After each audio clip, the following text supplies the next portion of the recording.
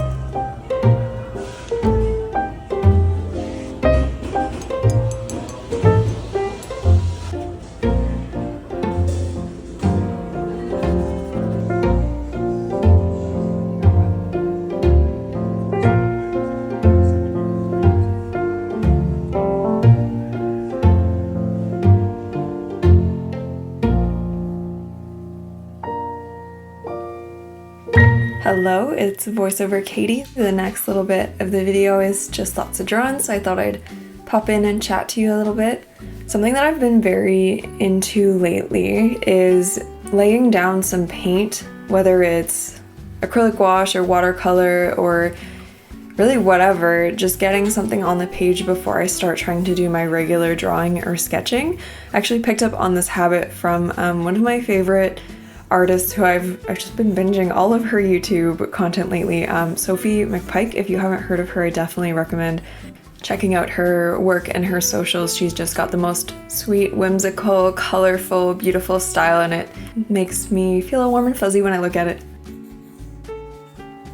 So what I think makes this practice so effective is that it helps to beat that fear of the blank page, which I suffer from immensely. I spend way too much time sitting at my desk with my supplies in front of me and my empty sketchbook open in front of me and too intimidated to figure out what to get on the page.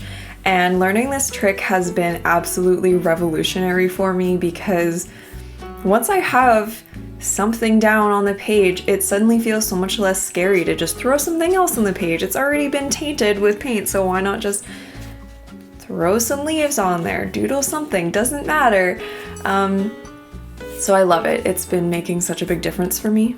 So on this sketchbook spread, I just used my Winsor Newton watercolors to make kind of like a splashy, multicolored background. I had no idea what I was doing. I was just playing, throwing stuff on the page to see what would happen. It looked really ugly at first, and then I somehow made it look kind of nice by the end, and I actually really like how this layout turned out. So I did that painting the day before, and then I came back to it the next day with my acrylic gouache to paint these leaves, and I also put some gold acrylic gouache into the background in some spots. And I think it just turned out really neat. I felt the whole time that I was doing it like this is such a fall kind of spread, but I actually started drawing leaves because I was working on this on Canada Day, and so I was gonna do maple leaves, but then I just let my instinct of what would look good on the page kind of take the project away from me. But maybe I'll return to this in the fall and do something more with it then. Fall is my favorite season, so I think I should just learn to appreciate it year-round. The other thing I've been doing to beat the blank sketchbook page and get something down on the page to work with is blocking in kind of like patchwork squares, which you saw on the last spread I was working on when this voiceover started. Which is fun as well. I find that that's a little bit harder to do without having an idea of what I'm going to put in there, because it's nice to leave the negative space for things that I want to leave white, and if I just block in the squares first, it's harder to do that. But the point of it is not for it to look like a finished piece, it's to like inspire myself to just get ideas down on the page that then turn into ideas I can do more with later, so it doesn't have to be perfect.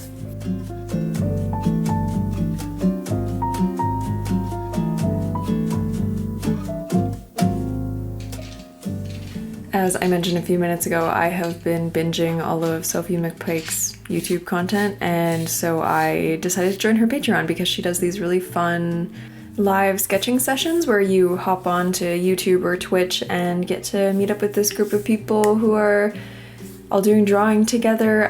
She puts up prompts on the screen and puts a timer up, so you do different amounts of time for different sketches to kind of get warmed up, and then you do longer times as you go, and it's been so motivating for me. I really, really enjoy it. Since recording this, I've done a few of the actual live sessions, but this is just a rewatch of a stream that had happened previously.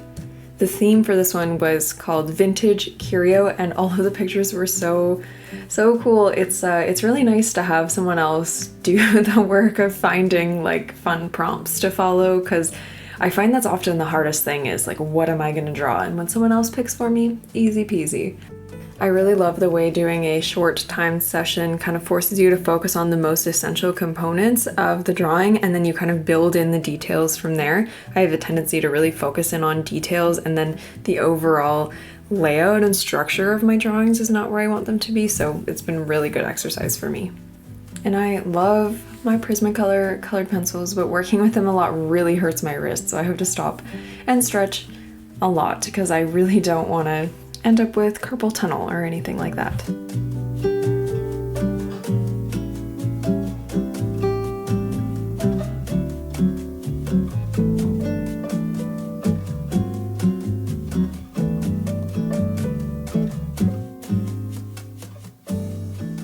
Starting this spread was one of those rare, beautiful moments where I flipped open the page and an idea just burst into my head. It's always so nice when that happens, although rare. So I wanted to do like kind of wonky daisies of like different sizes in each box. I ended up using mostly acrylic gouache and a mystery, fun, exciting new medium that you'll see in a minute.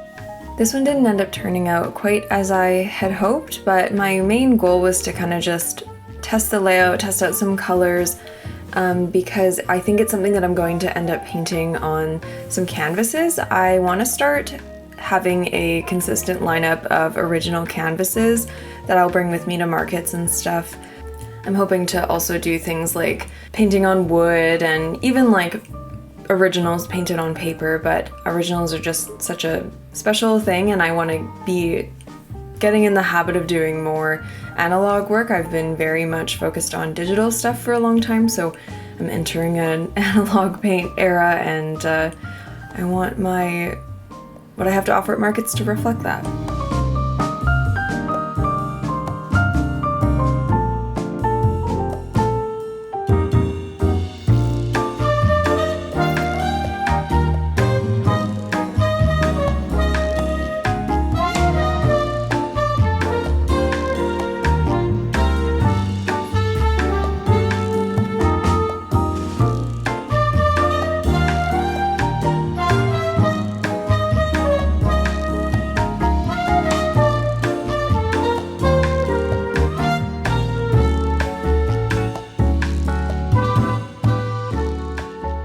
My birthday on Sunday, and I wanted to treat myself to a couple new art supplies that have been on my list for a while. Whenever I'm working on projects and I am like, ooh, I really wish I had this thing, or I'm watching YouTube videos of people working with supplies and I'm interested, I have like a little note that I write down ideas of things that I want to get, and I had a list collected and I was like, my birthday is the perfect time to go treat myself to try some new things. So I have a fun little haul for you. I went to a local shop called Delta Art Supplies, which I had not gone to in a really long time. I have been partial to a local shop called the Paint Spot, and just hadn't been to Delta in forever and forgot how great it is. It's a really, really awesome art supply store. Their prices are the best I've seen of everywhere I've been in Edmonton, so that's cool. Okay, so number one, I'm, as you're very aware, I'm sure, working on finishing my current small sketchbook, and like my system lately has been that I have like a big sketchbook for bigger things and then a smaller, more portable sketchbook kind of on the go at the same time. So I'm almost done my like smaller sketchbook, like, so I got myself a new sketchbook that's like roughly the same size. They had these gold covers, which I thought were so cute. They didn't have an open one to see what the pages were like, so we're gonna peek at it together. I don't even know what this says. It looks like talons. T-A-L-E-N-S. Haven't heard of that before. Talons Art Creation. It says it's good for sketch, pencil, charcoal, chalk, graphite, crayon, ink, and watercolor. Perfect, because I never am consistent with what I use. I use all those things. Okay, right off the bat, I'm a big fan that the pages are like a bit of an off-white rather than like a pure white. They're not super thick, but that's fine. I don't usually go too crazy in my sketchbooks with like lots of paint and water. That's not true. I do that sometimes, but I don't care that it warps, is what I should say more accurately. What I'm noticing right away also what I like is that the covers, it's a hard cover, but it's kind of bendy. So it's a little bit flexible. And how many pages does it have? I threw away the thing. 80 sheets. So if I use both sides, that's 160 pages. And it was only $13, this sketchbook. Wow. I'm quite pleased. That was a good buy. This sketchbook is a Moleskine art sketchbook, and it was like $30 from what I remember, and the pages seem quite similar to me. Like the Moleskine one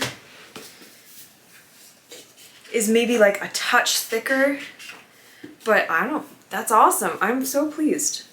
I'm excited to try it. I will at some point let you know how the pages hold up. That's gonna be like the real determinant of whether it's really as great as I'm feeling about it right now, is if the pages take the material well. I don't care if it warps, but if it like things bleed weird and stuff, that's what's gonna be a deal breaker. But this could be a new fave. We'll see. So happy about that. So I love that it's gold. I always get black sketchbooks, so this is a fun change up. Every time I end up at an art store that sells them, I always get at least one new acrylic wash because they're my fave. So I actually got this one yesterday, not at Delta today. We were driving home from my brother's wedding and we stopped in Calgary on the way home. And I was like, it's my birthday. I don't want to be in the car for 5 hours. We have to stop and do something fun on the way home. So we stopped on a fun street in Calgary and I popped into an art shop there and they had acrylic wash. So I got this light red bright. That's kind of like a nice, kind of more on the orangey browny side of a red, which is the kind of red that I like. So I'm excited to use that. It'll be good for my like mushrooms and stuff. It's the right color for that. And then I got a nice blue because the blues that I had were like, this would be good for like a sky blue, I think, than compared to the other blues that I've got in acrylic wash so far. And then I spent forever trying to decide what other color to get, and I ended up going with yellow ochre, which I use this color all the time, and I realized I didn't have an acrylic wash in this color, so it worked out perfectly. And then I looked at these, I always do this by accident. The three that I bought together are like the primaries, but in like a nice set of shades that look really cute together. So that's always fun. I love seeing, one of the things I love about my acrylic wash is sometimes I'll just grab a handful of them and like look at them and pick a color palette based on like the way they lay out and like what groups together and what catches my eye, and like seeing these three specifically together like inspires me to want to do something with this color palette. And I've been really wanting to try some ink. I was looking around the store and I didn't know what kind of ink to get because I never used ink and I don't even know exactly what I'm going to do with it. I think mostly just like painting with it basically. So I just grabbed a couple like Liquitex acrylic inks because I've heard some people say that like the India inks have shellac in it and some people don't like that, and I don't think I would like that either. So I went for these. Don't have a clue what I'm doing with them yet. Leave tips and comments of what you do with your ink. I don't know. We'll see. I'm gonna see what I come up with. And then one thing I was really excited about is that they had a really nice selection of Posca markers, and I've been wanting to expand my Posca collection slowly so that I can start using it more often, because right now I just have like a set of big bold colors that I don't really use for much. So I got this one that's a really thin one that's in ivory that I'm excited to use for like little details on top of things. And I think the ivory will match my color palette better than like a pure white. I'm saving the thing I'm most excited for last. I also got some Strathmore mixed media paper because I don't really know what I'm doing when it comes to paper at all. But I was like, this sounds like a brand I've heard a lot about before, and I use mixed media, so I picked this one. So my plan is to use this for when I have an idea for a piece that I may potentially want to like scan in the end, because if I do my sketchbook it's hard to scan it. So that's what this paper is going to be for. And then my most exciting thing, I part of what allowed me to be able to treat myself is that I, for one thing, had a gift card to this store, which is why I ended up going to Delta instead of my usual store, the Paint Spot. So I had that, and then I have like a cash back Visa, and I had like been saving up my cash back money to spend on a treat for myself, and I kept saving it until I was like, I'm gonna know what it's gonna be for, because I'm gonna be so excited that I won't be like even hesitate using up my like free Visa money on it. And this was the thing. Ta-da! I'm so excited. These are Caran d'Ache Neo Color 2 water soluble wax pastels. And I had here and there seen people use these and been like, ooh, what is that? I like it. I want something like that. And then the more and more I saw people using them, the more I was like, I need those. Those are exactly what I feel like my pieces like are missing. I really like to do paint and then layer nice texture-y things on top, and I think these are gonna be awesome for that. And I also love how they look. I've seen people actually like use the water soluble aspect of them and to blend the colors, so I'm very excited to play with these. So I think that's hopefully gonna be what the end of my sketchbook that we're working on right now is gonna be, is getting to try out all this new stuff.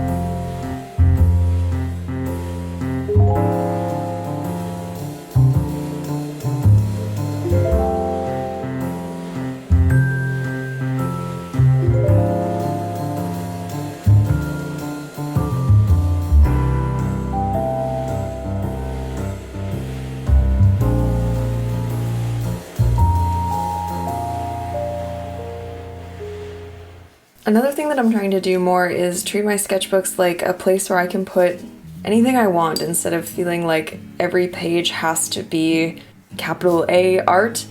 Like, I decided to just swatch my new paints on this page because when I flip open to this page, I'm gonna see that combination that I liked, and I'll be able to see how they blend and what they look like when they're more mixed with water. And I tried out mixing them together to see what happened. It didn't turn out very well, but I wouldn't have known that if I didn't just play on this sketchbook page. And yeah, I think in general I just want to stop being so precious with my sketchbooks and just using them for playing and having fun and experimenting, because I have really noticed lately that approaching art with that mindset is making such a big difference to my mental health rather than trying to make things that are beautiful and perfect all the time.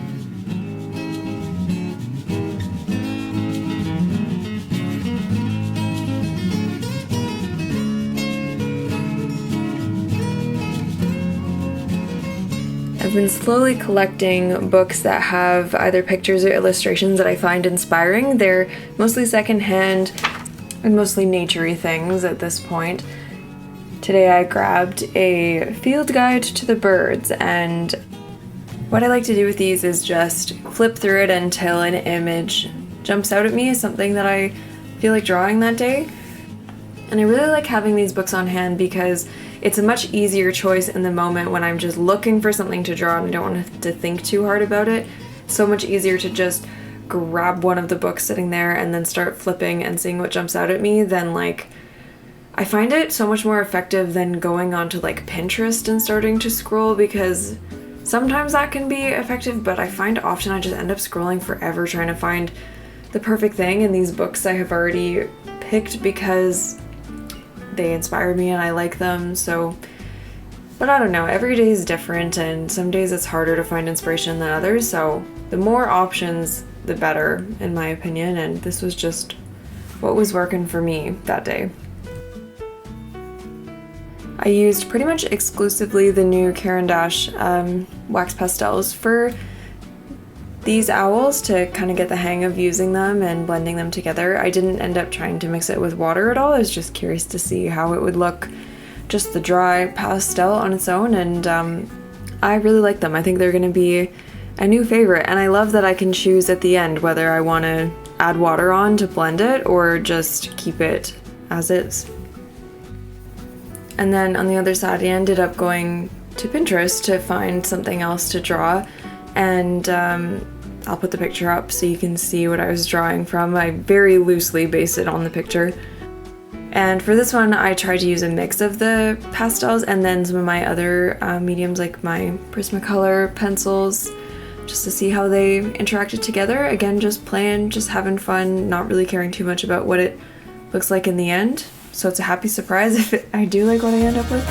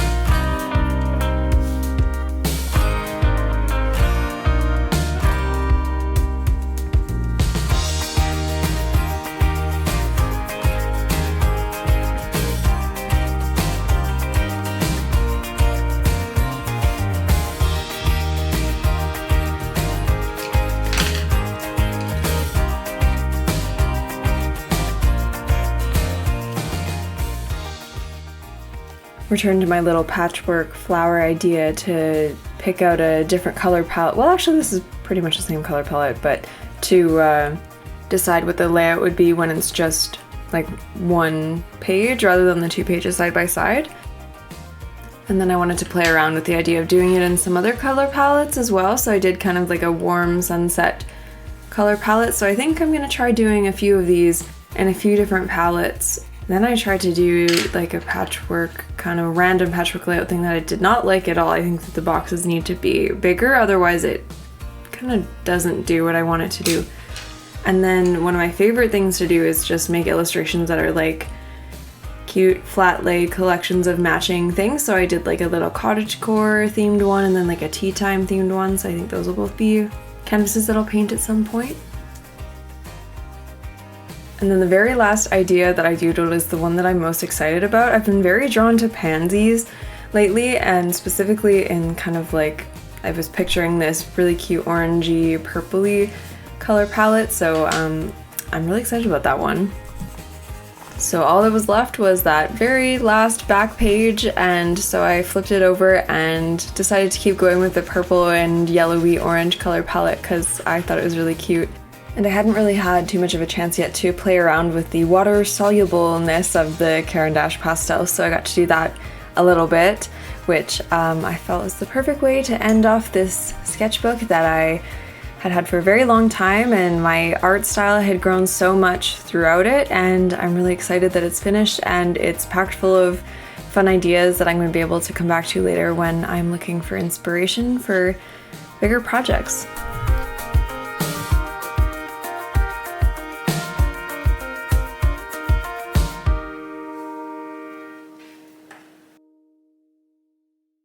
Hi, welcome to the end of the video. I normally, lately, have been doing like a fun little fact at the end, but today I have something different, something fun to keep you enticed to stay to the end of the video, and that is a little package that I got from one of my new YouTube pals, Debbie. We did a little art trade, and I just picked this up from my P.O. box today, so I'm gonna crack her open and show you the cute goodies I got from Debbie. What is this? Oh my goodness. Wow! This is so cute. We love mushrooms around here. Ooh, thanks, Debbie. Ah, I'm so excited to see all these things. Okay. The wrap around the outside of all the goodies says, has anyone told you lately just how very smart and funny and good looking you are? If not, let us take a moment to assure you that you are most certainly all that and a bag of super fancy gourmet chips. So cute. Debbie has the best sense of humor. Got a sweet little note in here. Look at, so cute on the back. I feel like she put way more things in here than we kind of like. I've done a few art trades. Every time I'm like, I want to make sure that I'm like being fair, and I don't know what the best way to do it is. So I really like what Debbie and I did was we just like looked through each other's shops and said like, these are the things that I want, and then we kind of picked out equivalent things. But now I feel bad because I can tell she totally sent me extra things. Okay, here we go. I'll show you this. I got a cute froggy sticker. Fancy AF. Ooh, this is fun and shimmery, this one. This is one of the ones I picked out. Very me and this one. I think that this is one that she added in. I don't think I picked out this one, but I would have if I had seen it. Very cute.